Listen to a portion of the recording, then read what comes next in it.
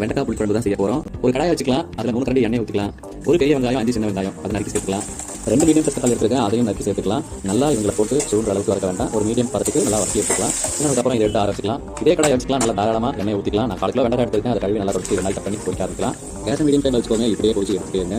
நல்லா பொரிய வரைக்கும் பொரிச்சிட்டே இருங்க. நல்லா பொரிஞ்சதுக்கப்புறம் இவனை தனியாக எடுத்து வச்சு இதே எண்ணெயில் ஒரு 10 to 15 சின்ன வெங்காயமும் பூண்டு போட்டுக்கலாம். அப்படியே இஞ்சி போட்டுக்கலாம். இவனை தனியாக பொரிச்சு எடுத்து வச்சுக்கலாம். ஏற்கனவே வதக்கி வச்ச வெங்காயம் தக்காளி அரைச்சிக்கலாம்.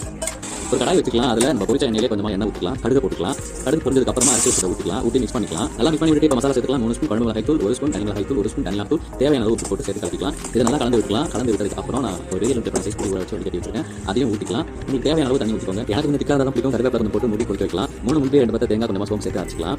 அரைச்ச விழுத நல்லா கொதிக்கும் போது கலந்துக்கலாம். ஒரு 5 நிமிஷம் திருப்பி மூடி போட்டு கொதிக்க வைக்கலாம். நல்லா கொதிச்சதுக்கு அப்புறமா நம்ம பொரிச்சு வச்ச சின்ன வெங்காயம் போட்டு கலந்துக்கலாம். 1 நிமிஷம் மூடி போட்டு கொதிக்க வைங்க.